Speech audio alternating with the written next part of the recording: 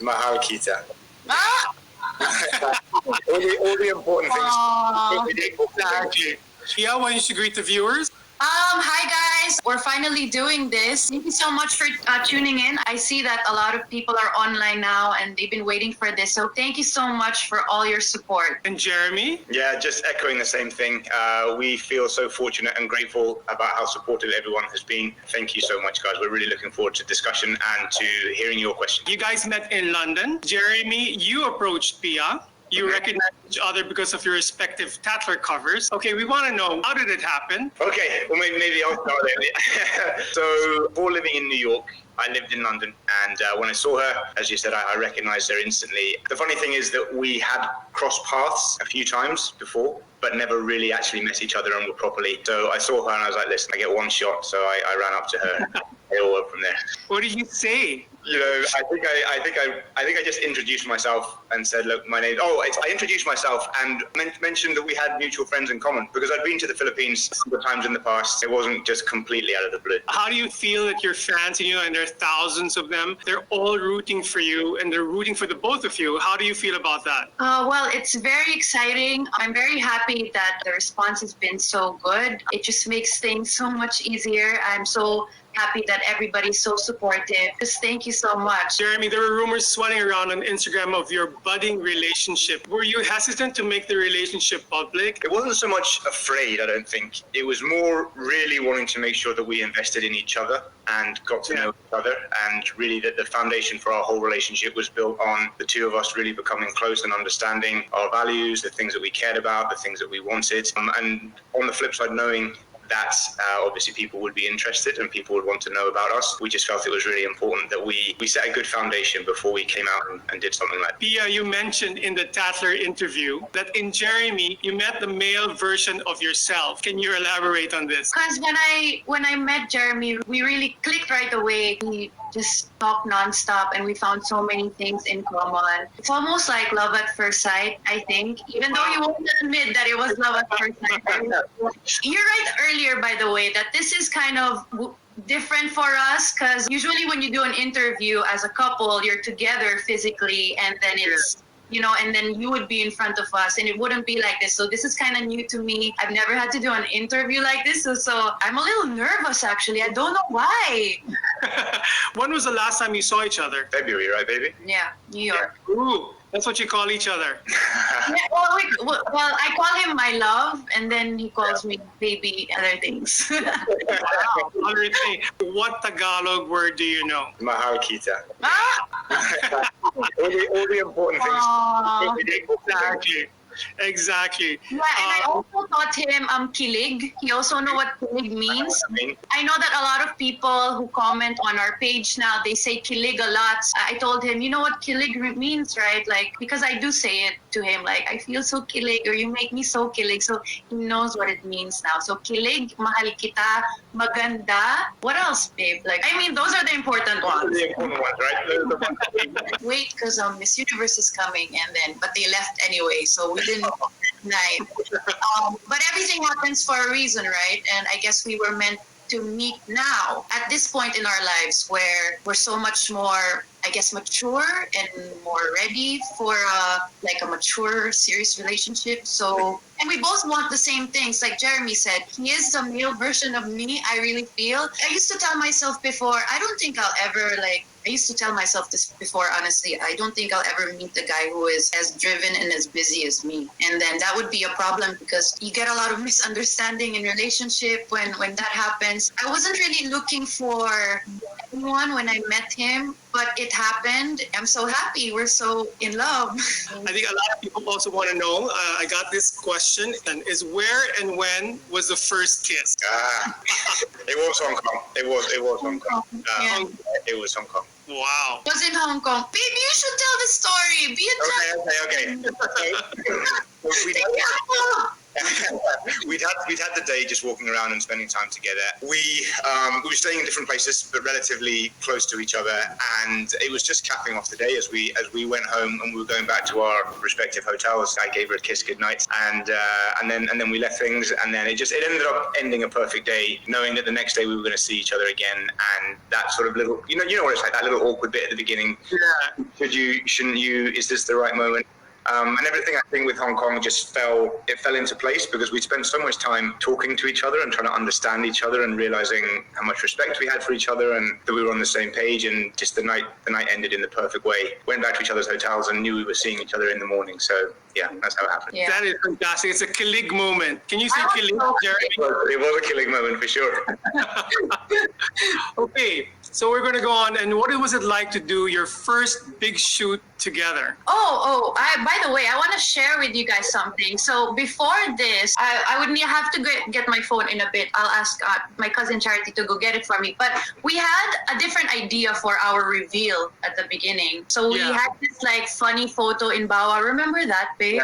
Yeah. Like we made some funny faces and we took pictures and then we said, what if this became our cover together, just us being goofy. One day, Jeremy texted me and he said that he got in contact with Nigel and with you and that you guys were game to put us on the cover. And I mean, we said yes right away. I mean, this is Tatler Philippines. And I'm really happy that you guys were very open to featuring us and putting us on the cover of the magazine. So thank you so much. My goodness. We're going to show some scenes of some photos of the shoot. Like this was one of my favorite shots from the shoot. Yeah. It's at the Equinox Hotel. Amazing. I mean, we're going to speak to Nigel shortly, but he's a really good friend. He's an amazing man, super talented. So we were very lucky that he. I know he's done a lot of work with you, Anton, with Tatler. Yeah, but here I want to know, what were you thinking in this photo? I'm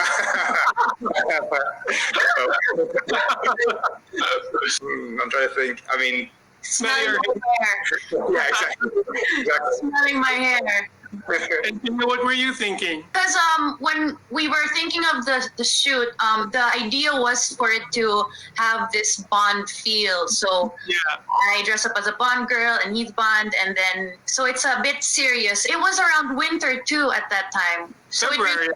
the setting, I guess, the mood. So we wanted to kind of like be serious. But in between shoots, we would like laugh and be around with each other. And speaking about Nigel Barker. Well, hi everybody. Great to see you. Good morning, good evening. Yes, can you say something to our viewers? Absolutely. How wonderful to speak to you all again. You know that obviously 2016. Yeah. Miss Pia Wurtzbach in New York. This was done at the Baccarat Hotel. I know. I mean, the Baccarat almost pales in comparison to the beautiful Pia, but it's all right.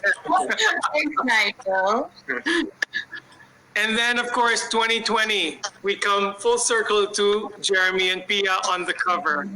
This was. So just a little inside moment here. I will take credit because I'll take a little credit from these beautiful people. But I got wind that there was a relationship. That something was happening. Someone told me somewhere that there was a relationship. So I decided to do a little sniffing around, and I remember calling Jeremy and saying, "Jeremy, are you dating Pia?" And he was very kind of like, "Well, blah blah blah," and I'm like, "Look, when and if it becomes public, I need to be the person you talk to because I would love to be able to let's do this properly and showcase it." And then I called Anton very quickly and said, "Anton, I might have a scoop."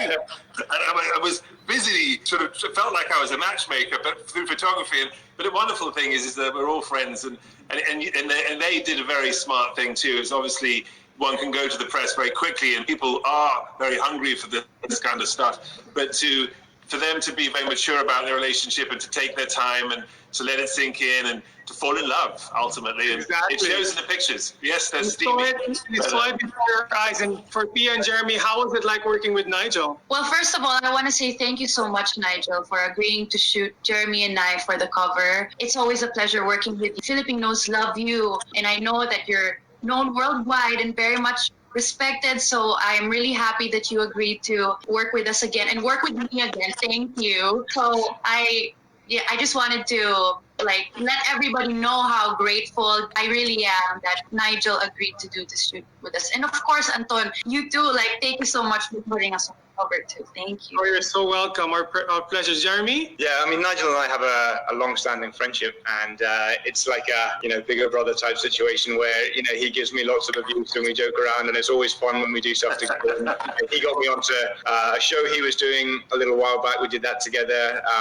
He's also close with my brother, and it's just a real pleasure. It's not work. It's just building on our friendship. So yeah, I really appreciate it, mate. Absolutely. No, my pleasure. My pleasure. What fun. And he's far too good looking. So I try my hardest to dumb it down in the photographs. It's not easy.